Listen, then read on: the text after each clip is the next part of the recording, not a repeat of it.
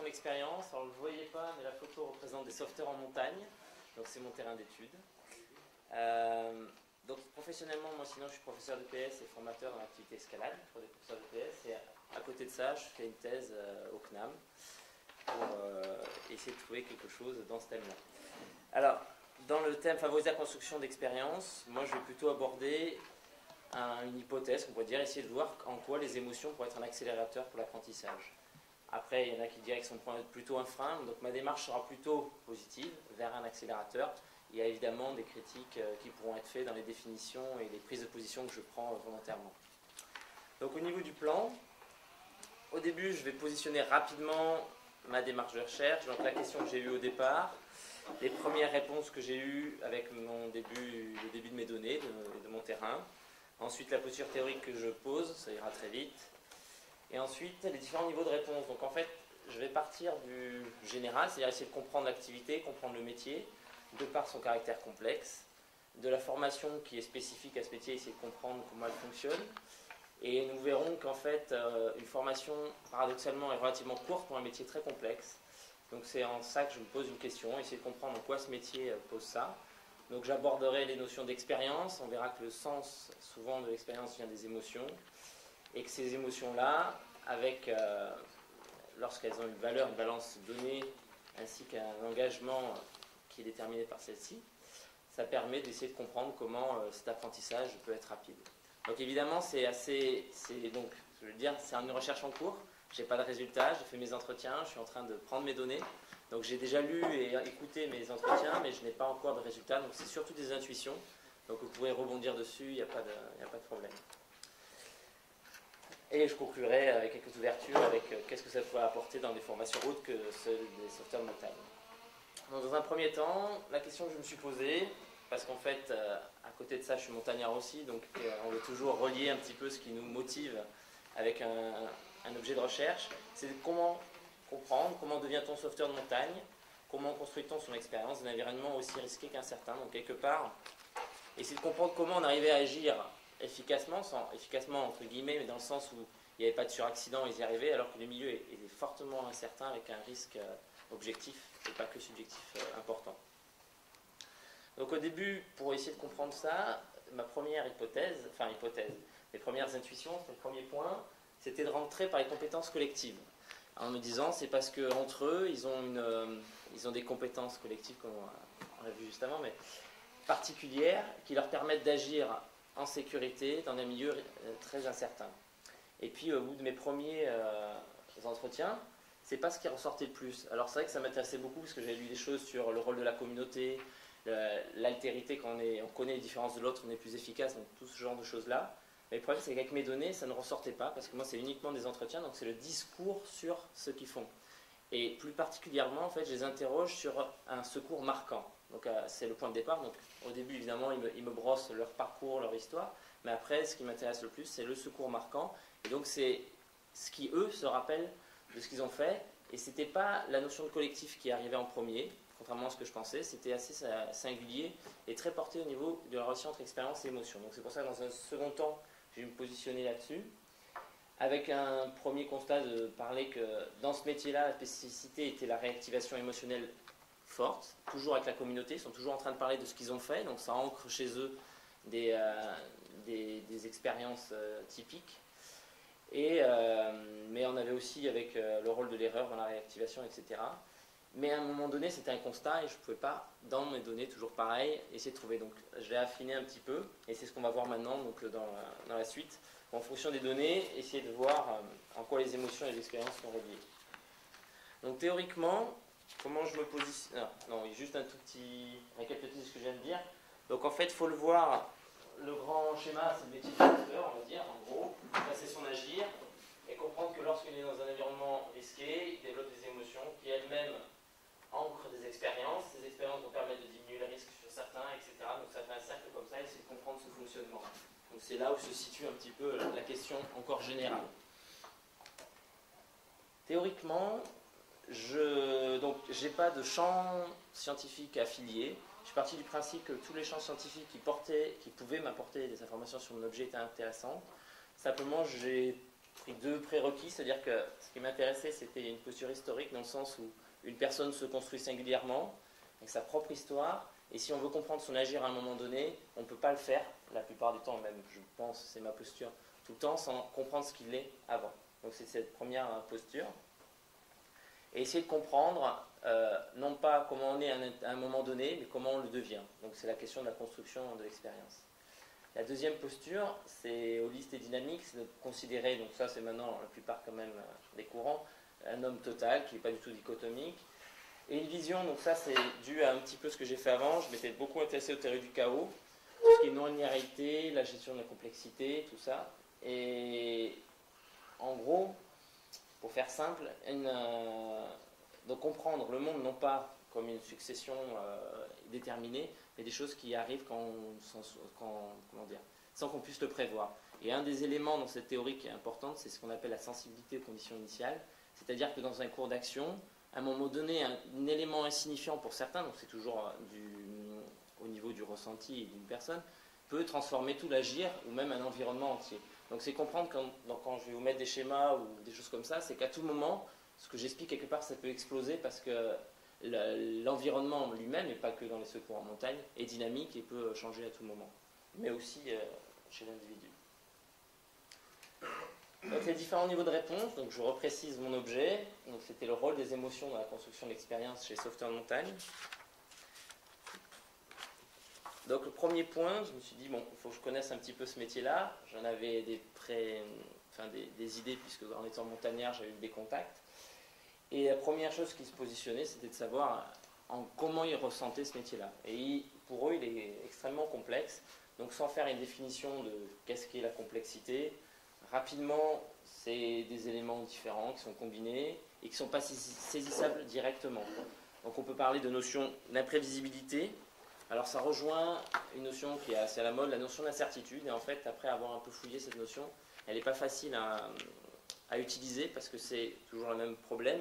C'est que l'incertitude, c'est l'individu lui-même et l'acteur qui la perçoit, et on ne perçoit pas la même incertitude dans la même situation en fonction de qui on est. Donc c'est ça qui me pose un petit peu problème. Et dans un des livres, donc, qui est sur les risques au travail, donc ça m'a un petit peu sauvé, on va dire, de Rabbit et Vallée, qui travaille sur les risques dans les hôpitaux. Il disait que l'agir, c'était une prise de risque dans l'incertitude. Donc à tout moment, on prend des décisions sur un milieu qu'on n'a pas tout le temps. Et ça me permettait, avec un autre concept qui est l'agir, qui est un peu plus scientifiquement un petit peu plus connu, d'éviter cette notion d'incertitude, sachant qu'elle détermine énormément les actions. Donc multitâche, présentant différents rapports à autrui, bon ça c'est classique. Et le petit point, c'est ce que j'ai dit tout à l'heure, c'est que la complexité ne vient pas de la situation en elle-même, mais plus du décideur en fonction de son expérience.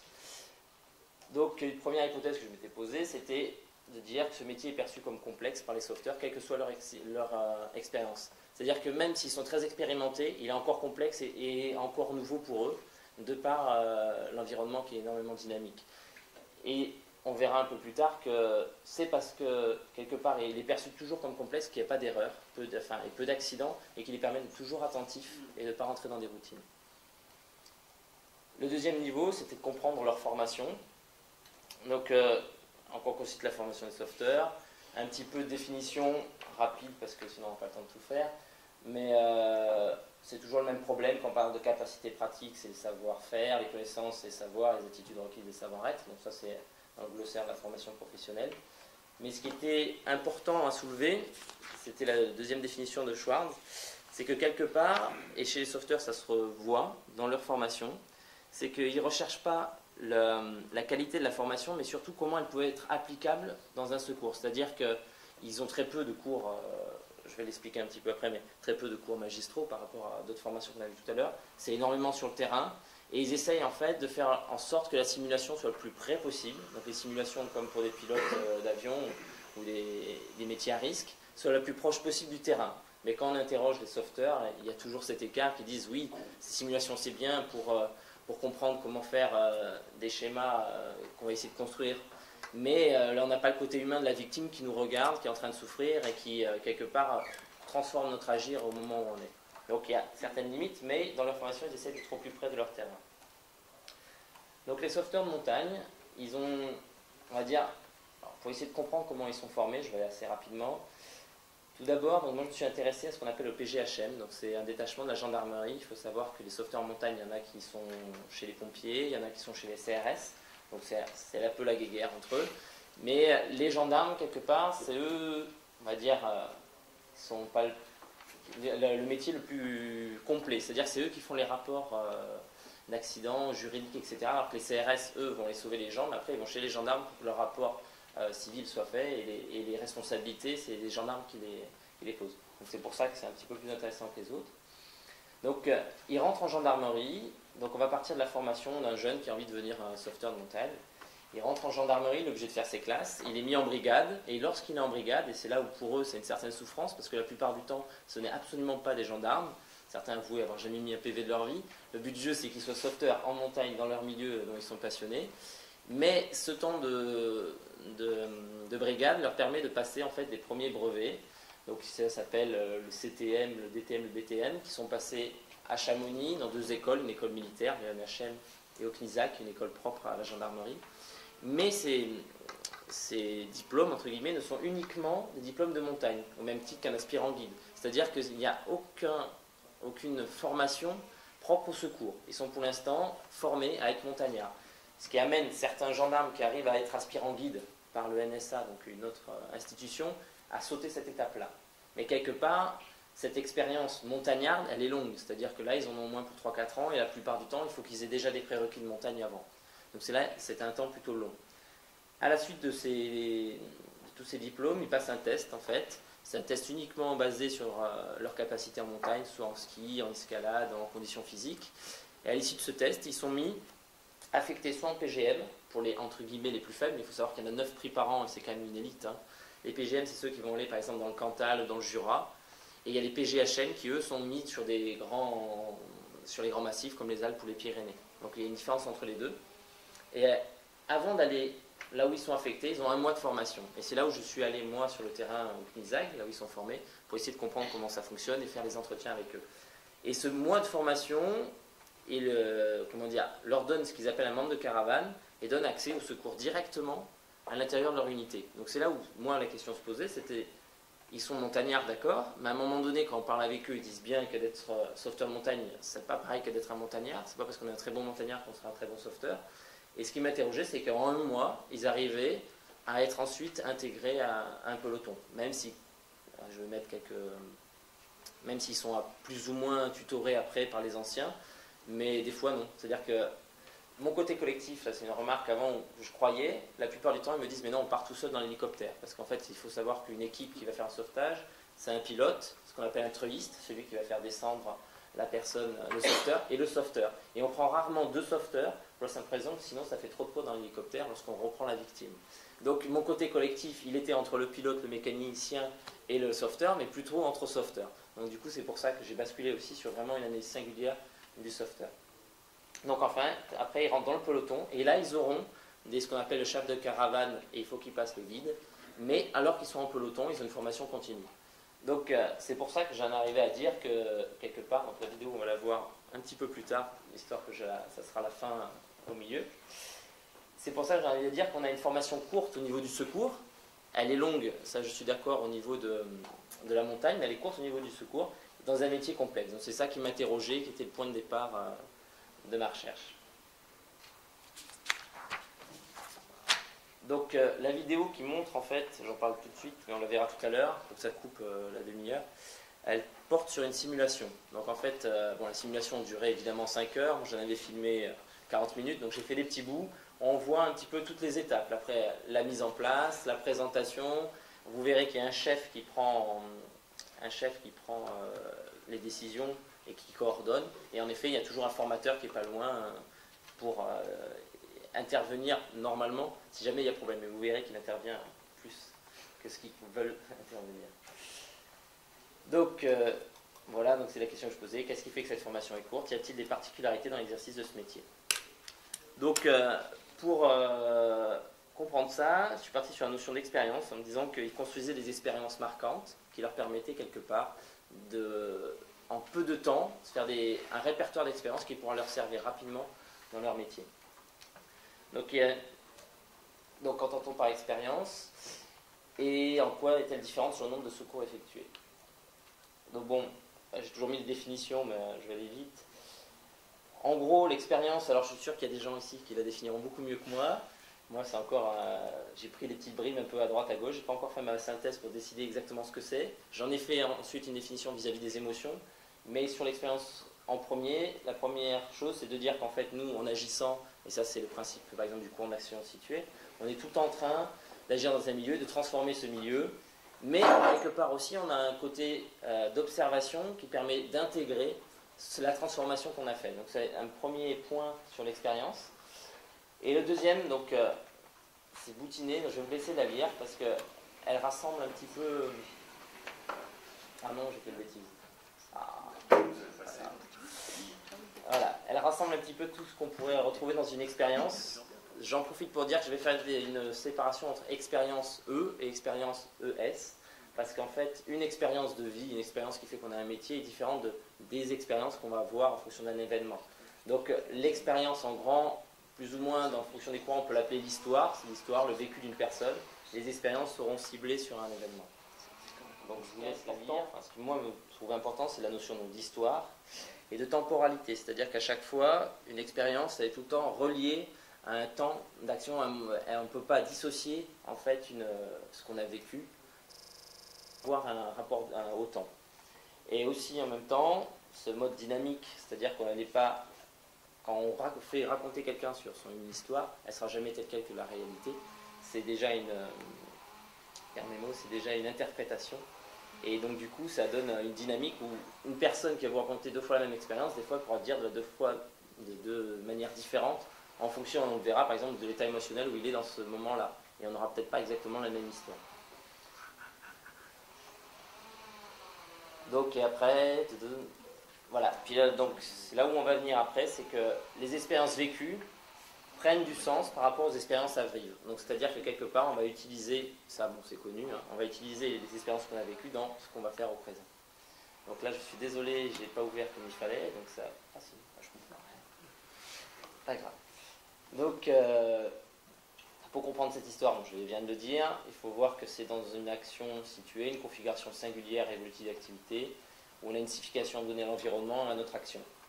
Alors comment moi j'ai essayé de traiter cette notion d'expérience pour voir un petit peu la construction, c'est que je ne pouvais pas suivre en fait pendant 5 ans un sauveteur. Donc méthodologiquement, j'ai pris des sauveteurs qui n'ont jamais fait de secours, des sauveteurs qui en ont fait très peu, 3, 4, 5 pour dépanner, mais souvent en plus en étant un petit peu derrière et secondés, ceux qui commencent à avoir un petit peu plus de secours, donc je ne parle pas d'expérience, mais en nombre de secours, et enfin ceux qui sont rodés, qui ont fait beaucoup de secours. Donc je suis conscient que c'est des états, mais pour essayer de voir entre eux ce qui se passe et comprendre la construction, ça peut être intéressant de voir si dans les grilles que j'ai faites pour mes hypothèses d'après, il y a des différences en fonction du nombre de secours qu'ils ont effectués. Donc, 7 minutes, on va faire là. Donc je vais finir cette diapositive. Donc la dernière citation, donc c'est de dire qu'on a une mémoire, plus ou moins enfouie, doit être activée et réintégrée. Donc c'est la notion de savoir qu'est-ce qui fait qu'une expérience va être intégrée dans la mémoire et qui va, quelque part, moi ce que j'appelle prendre sens. Donc qu'est-ce qui va donner sens à cette expérience qui fait qu'elle va pouvoir être réutilisable plus tard. Et c'est là où nous verrons que les émotions rentrent en jeu.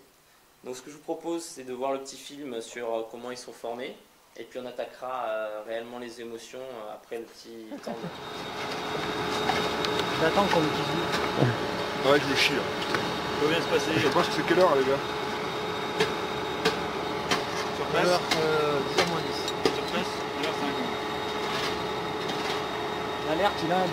C'est un 2. Il a un manque. Non, t'as reçu, toi.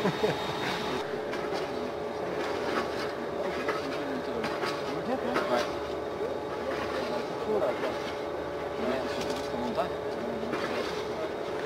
C'est pas grave, tu peux dévoiler. Il va falloir que tu montes. Une fois que tu vas être en haut, que tu descendes. Et ensuite, aller récupérer ta victime, la faire monter et la faire redescendre. Je veux qu'elle arrive directement sur la plateforme. Passer dans le couloir. Donc, la manip, ça va être en fait de le ramener sur la plateforme. La plateforme qui est juste un peu plus à droite, là, faire, c'est que nous, on va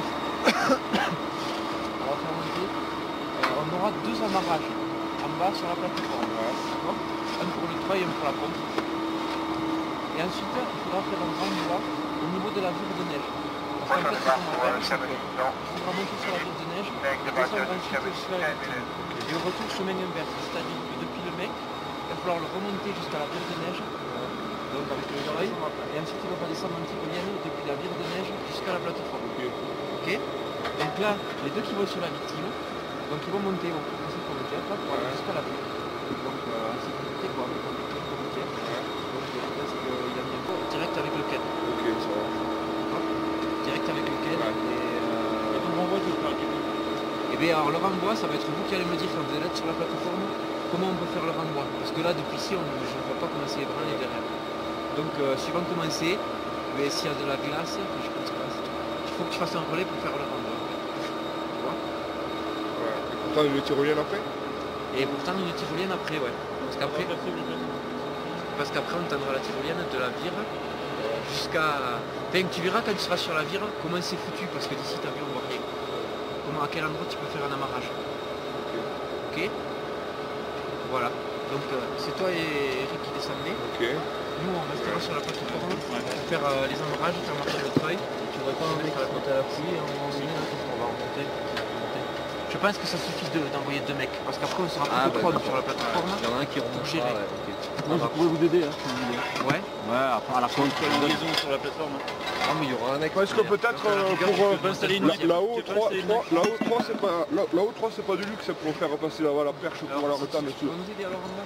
Ouais, donc Tu veux alors, pas il y aura le faire, troisième qui va monter. et installer une main courante jusqu'à la plateforme. Comme ça, ceux qui suivent derrière avec le matos, Ouais, ils se mettent dessus. ouais, ça peut se faire, ouais. Avec un autobloc. Ouais, ouais.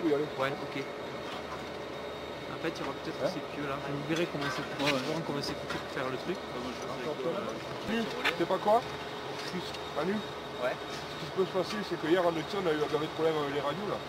Ouais. C'est que 3 là-haut, ça serait pas du luxe, 2 qui descendent sur la pique. Je te file un brin si tu veux, Yo. Moi je pars comme... Comme en montagne. Ben ouais, je dois installer, je dois... Ce que je peux faire.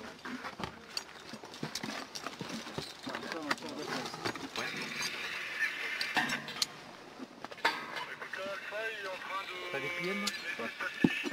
Par contre, il me faudrait des sangles si quelqu'un...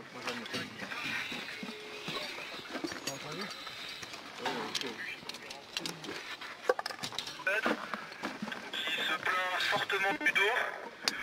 Et en fait on traversait sur l'arrêt, donc j'ai pas pu faire un très beau relais là où je suis. Lui il s'est vaché sur un piton qui passait à côté. Donc venez vite nous chercher là, moi je le tiens par un demi-cabestan. Au secours. Je vais prendre l'autre sat alors aussi. Hein? Téléphérique, de suite là. Tu resteras en bas, Non. Ah putain, mais il comprend. Mets-toi sur l'autre corde, Tintin. D'abord tu mets ta longe. Mets-toi ta longe derrière le frien. Et après tu mets ta juma. Et tourne pas autour des cordes. Si tu tournes autour des cordes, tu vas foutre le bordel là, les cordes. Tu te mets d'un côté et tu restes. Parce que pour faire le renvoi en couplant les pieux là, ça pourrait être bien. On couple les pieux et on fait le renvoi là. Ok? Pour le faire remonter. Comme ça après avec la tyrolienne on fera remonter la perche par là. Mais dis-moi si c'est facile d'accès, sinon on oublie. Si c'est pas facile d'accès, on oublie. Là tu marques un bon point là.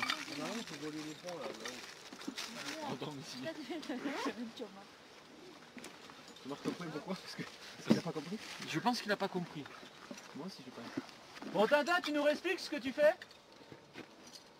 La petite corde bleue là, elle est vachée quelque part? Ouais, elle est accrochée au relais. Elle est débrayable, Jeff. Le corde, il y en a une là où le renvoi, tu peux l'installer là-bas, t'as ce qu'il faut.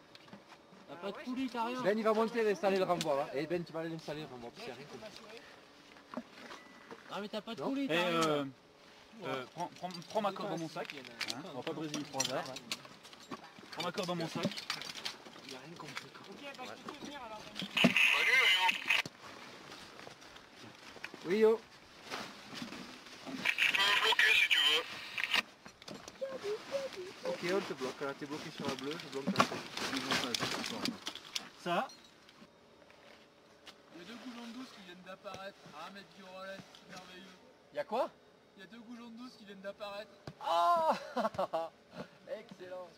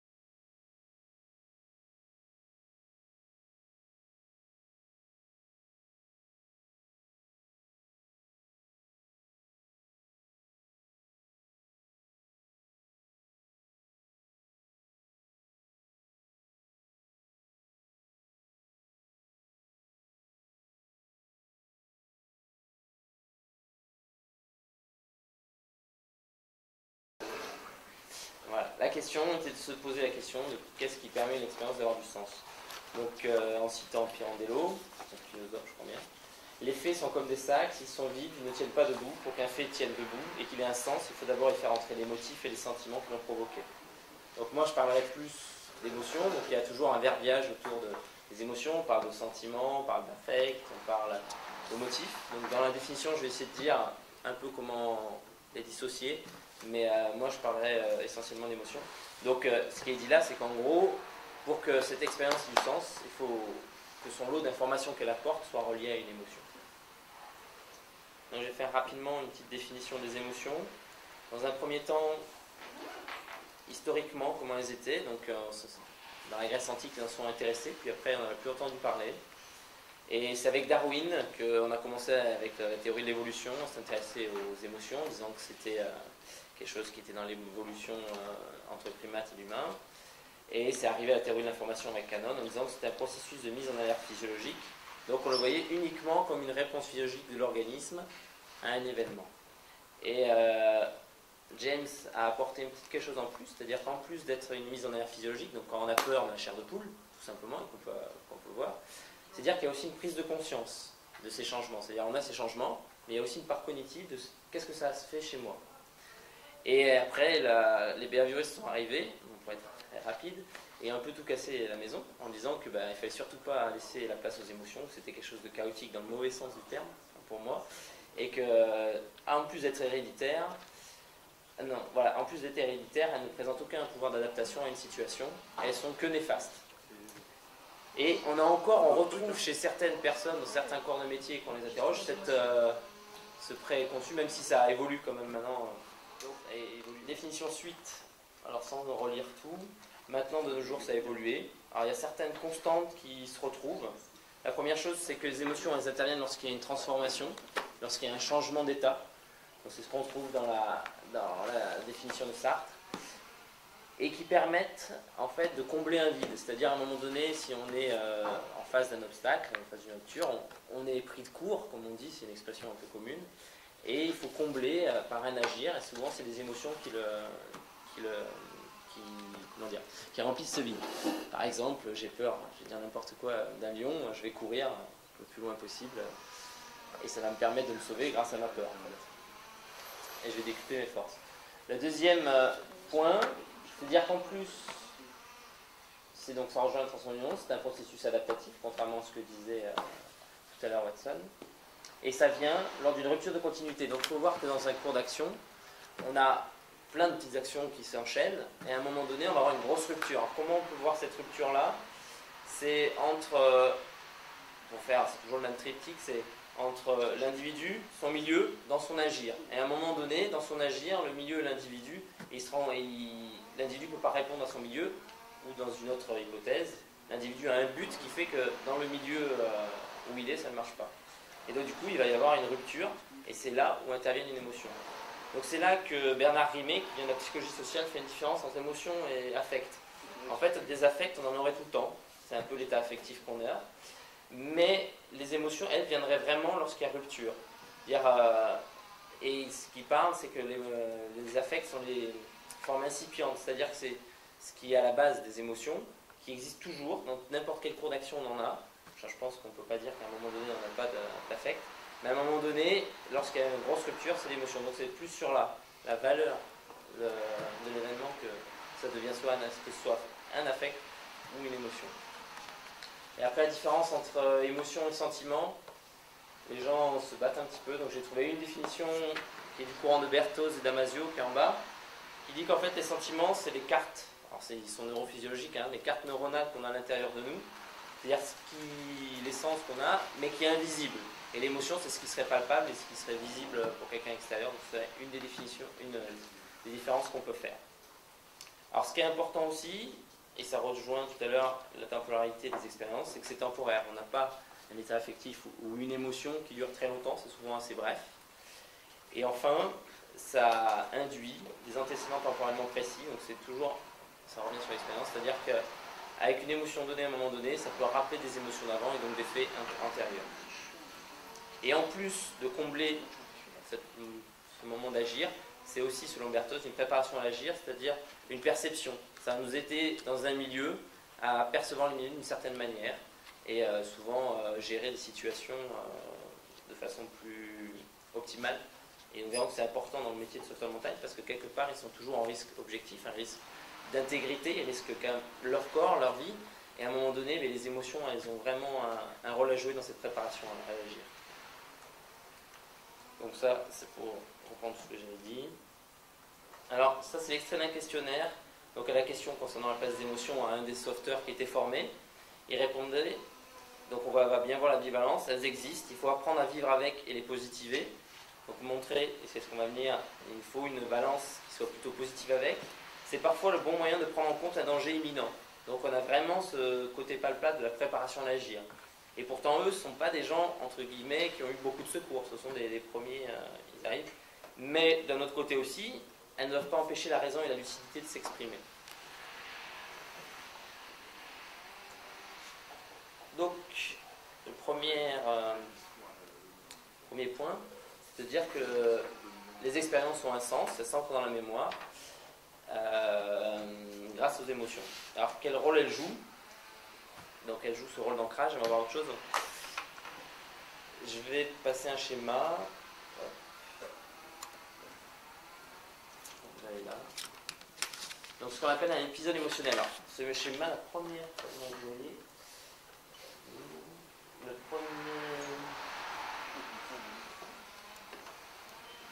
constatation, c'est de dire qu'il ne faut pas le voir. Donc j'ai mis un axe, on est d'accord, un axe qui est droit, c'est toujours la même chose, c'est qu'il y a tout le temps une boucle à chaque moment. D'accord, il ne faut pas le voir comme quelque chose de linéaire, qui se compte, mais à un moment donné, pour faire une photo et essayer de comprendre, ça m'impose cette mise en page là. Donc c'est essayer de voir à quel moment les émotions surviennent en fait, et quel rôle elles vont jouer. Donc pour comprendre le rôle d'ancrage et de réactivation, en fait voir comment on peut parler de ce que je parlais d'un état affectif. Donc avant une rupture, on va toujours se situer sur une rupture, puisque j'ai fait le constat que c'est la rupture qui a mené une émotion. Donc avant, on a ce qu'on appelle les humeurs, l'état affectif, on est dans un certain état qui est relié à certaines caractéristiques de ce qu'on faisait. au moment de l'agir, ça va provoquer une émotion qu'on appelle souvent primaire ou élémentaire, qui est primaire, qui est à la fois qui va favoriser l'attention, qui va permettre de voir les informations, et c'est le sursaut lorsqu'on a peur, c'est toutes ces émotions-là qu'on a et qu'on ne maîtrise absolument pas, qui sont automatiques. Relié toujours avec la caractéristique de l'obstacle.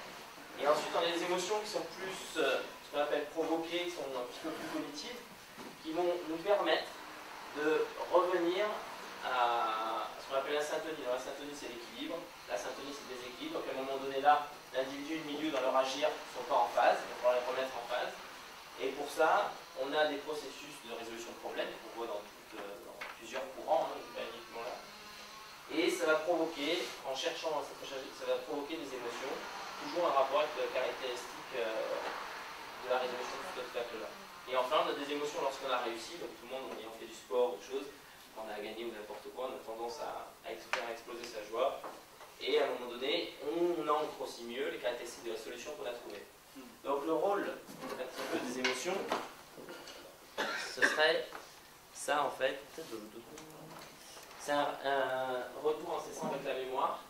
Et on peut prendre l'hypothèse que lorsqu'à un moment donné, dans un agir ultérieur, j'ai un élément qui rentre en concordance, ce qu'on appelle le réamorçage, avec un de ces éléments-là. Ça peut être par exemple, l'obstacle ressemble à ce que j'ai déjà vécu.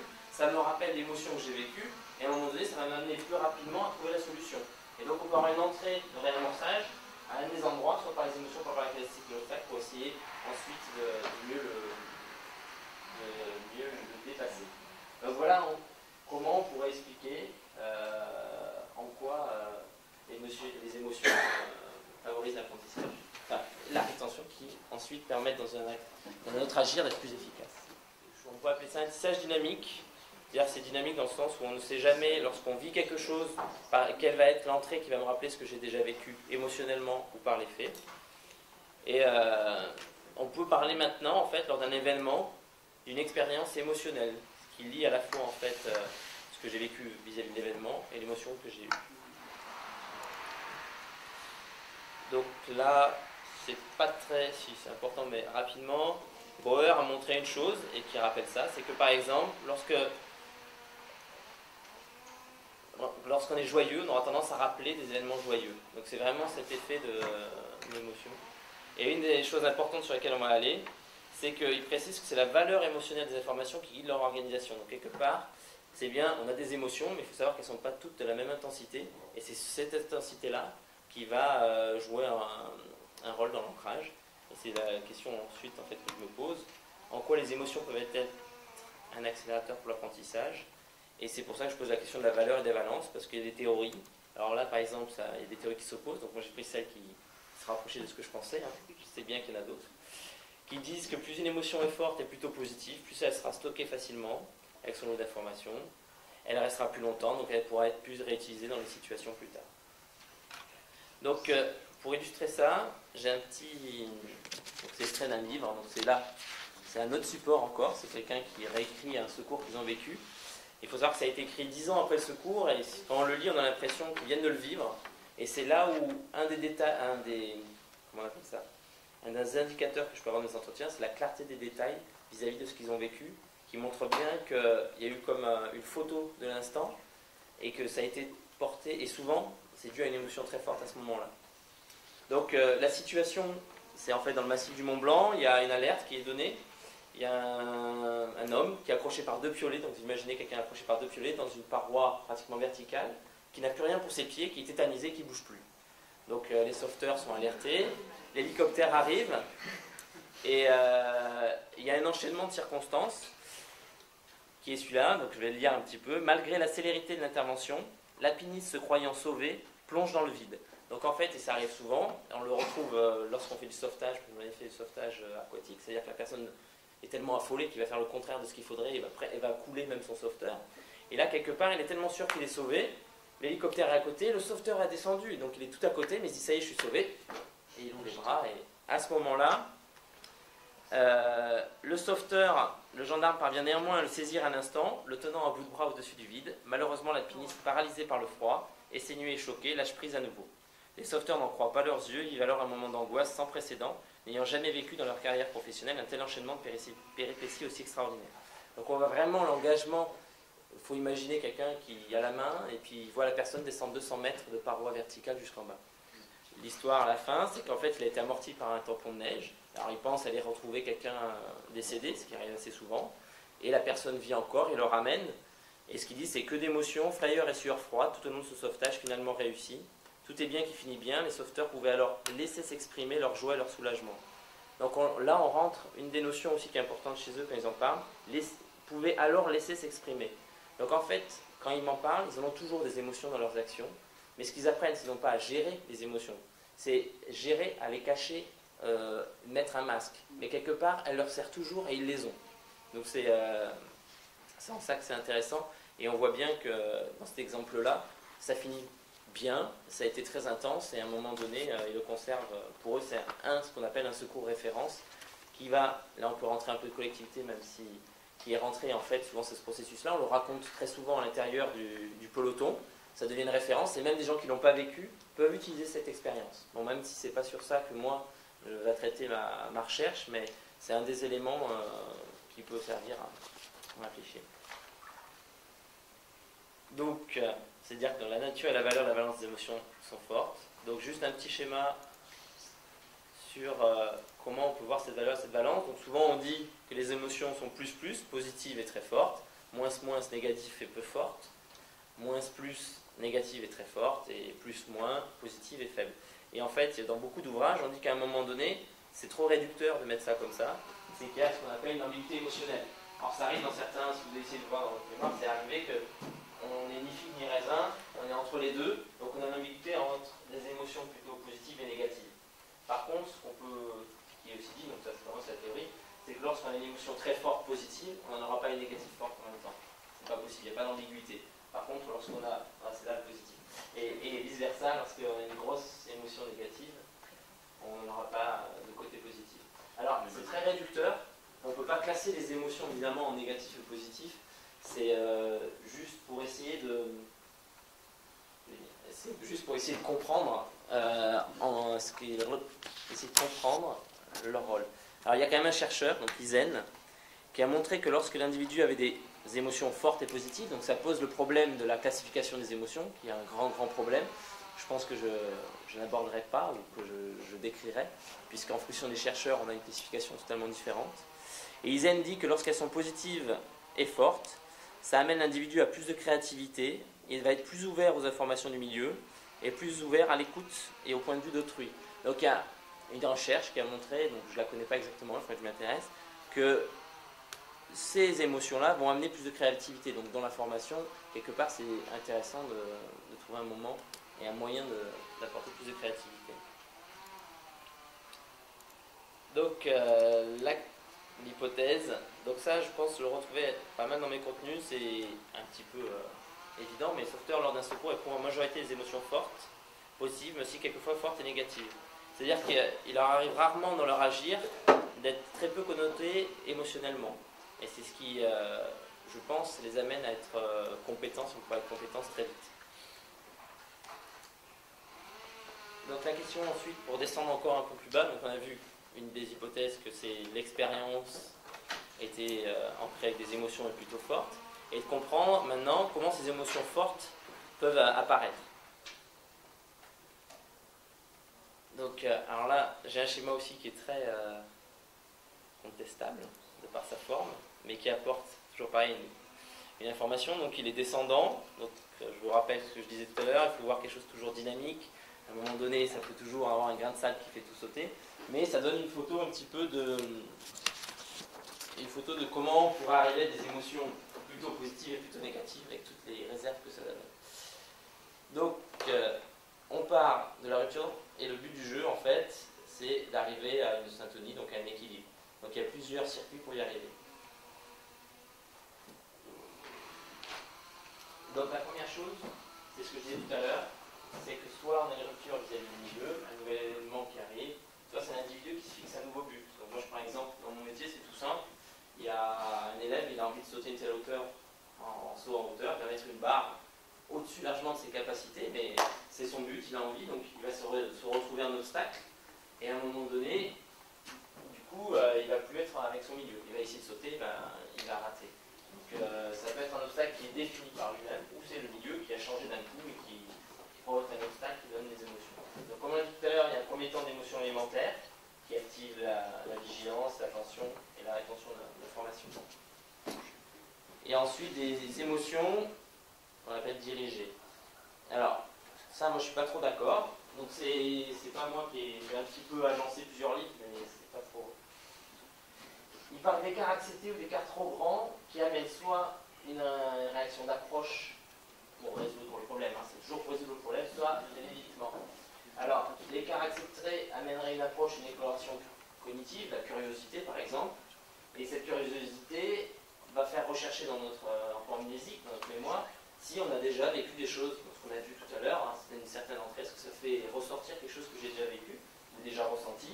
Si c'est le cas, je vais retrouver avec une solution un équilibre rapidement, mais les émotions ont tendance à être positives puisque j'ai réussi, mais peu marquantes dans le sens où j'ai réussi rapidement.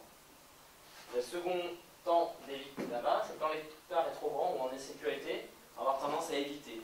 Donc là, on va, ce qu'on appelle, soit avoir peur, soit la panique, mais il y a d'autres comportements. Et notre influence, c'est de changer notre but, ou de changer notre milieu en fait. Et on va détourner. Donc l'exemple tout à l'heure de mon sauteur dans la hauteur, il n'a pas réussi, il a peur maintenant d'avoir la honte devant tout le monde, et bien hop, il va redescendre sa barre, il change son milieu, là il va réussir. Donc, et ça, souvent, ça amène des émotions négatives d'échec. Plutôt, alors ça c'est la valeur est faible, mais à discuter. Et moi, pour essayer de le comprendre, et on a tous une estime de soi, alors on va dire ça, une estime de soi, sachant que lorsqu'on a eu un échec, en changeant de milieu, donc on s'est défaussé, on a tendance à ne pas vouloir le garder en soi parce que c'est une expérience négative, on ne peut pas le garder. Ça, c'est pareil, ça peut être contestable à certains moments. Mais il y a ce sentiment de honte. Donc la boucle ensuite, qui amènerait à résoudre le problème, c'est très cognitif. On a une nouvelle réponse, c'est en fait ça qui va m'amener après à la suite, c'est pour ça que ça me fait. On cherche une nouvelle réponse. Pour ça, comme mon obstacle est l'effort, il va falloir que je m'engage fortement. Ça conduit par exemple dans un premier temps à l'échec. J'ai deux choix, soit cet échec est déjà trop marquant et je vais changer de milieu. Mais là, la différence par rapport à tout à l'heure, c'est que j'ai mis un engagement fort avant l'échec. Donc souvent, c'est donc chez les sauveteurs de montagne, c'est lorsqu'ils ont cherché dans une avalanche pendant 2 jours, nuit et jour, avec leur sonde de quelqu'un, et maintenant ils savent qu'il est décédé, qu'il n'y arrive plus, ça resterait gravé, même si c'est négatif. Donc c'est cette notion d'engagement qui est importante, qui serait en fait, qui conditionnerait l'émergence d'émotions fortes. Donc c'est dans ça que je veux venir.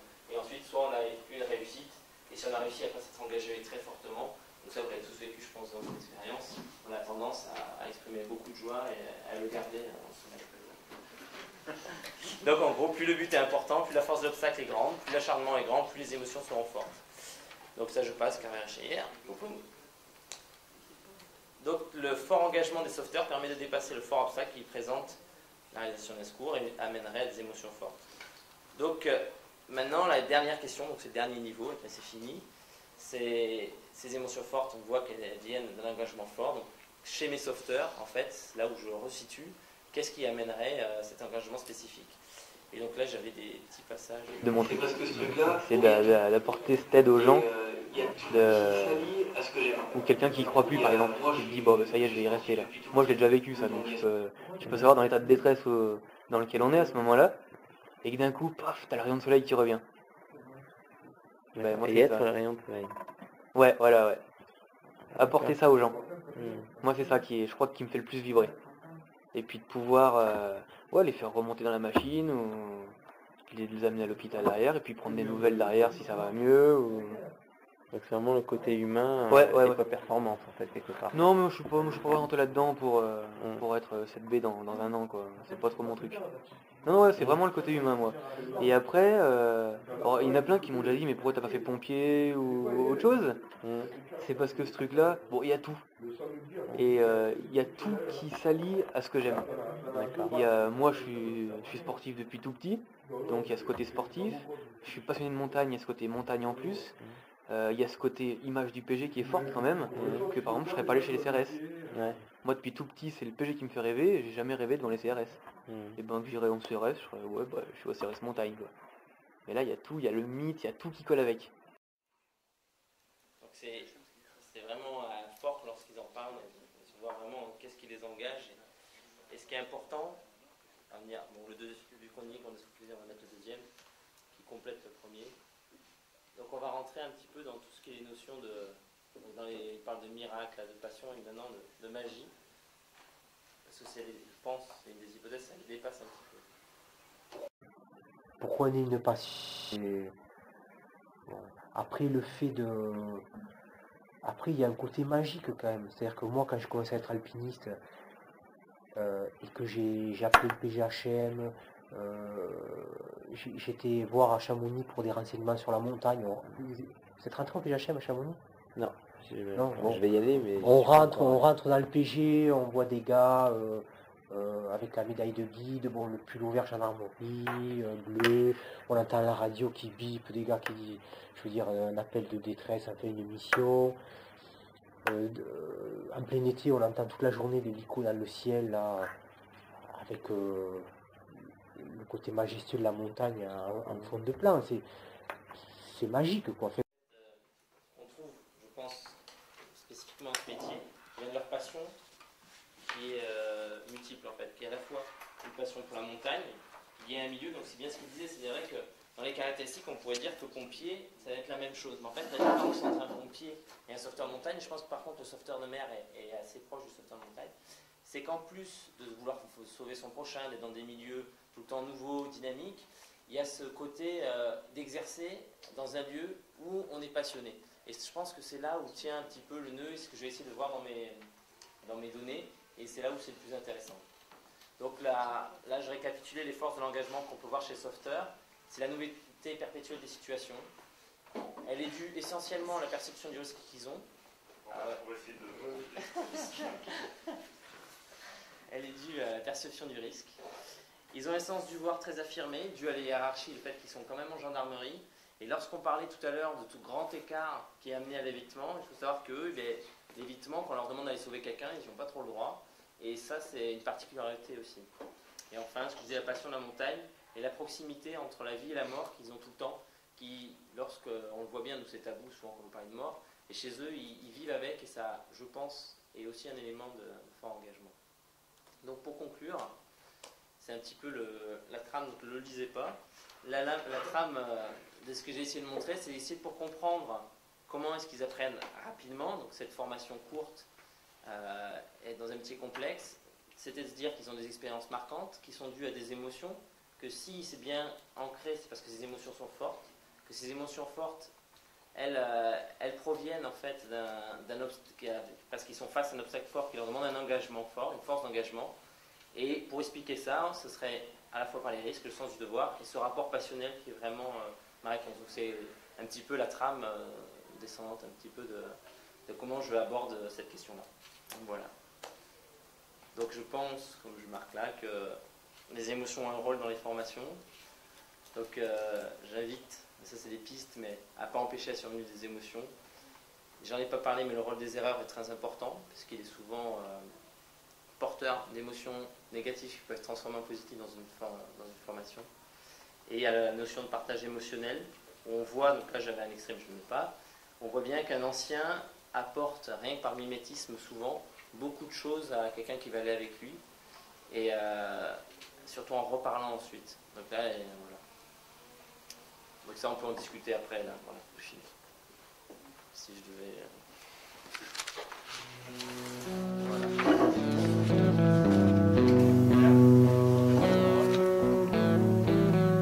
T'es rarement surpris. T'es rarement surpris. Et plus t'es entraîné, et moins tu seras surpris. Et moins tu auras de problèmes au niveau gestion du stress. Et donc si déjà tu commences à gérer ton stress, tu ne peux pas aller faire du secours pour sauver quelqu'un d'autre. Si t'es pas stable dans ta tête, et au niveau physique, quoi. Parce que au niveau musculaire, si on a un défaut musculaire, la tête ne suit plus et vice versa, quoi. Donc c'est notre fond d'entraînement, c'est notre expérience qui nous crée une certaine sagesse par rapport à l'événement.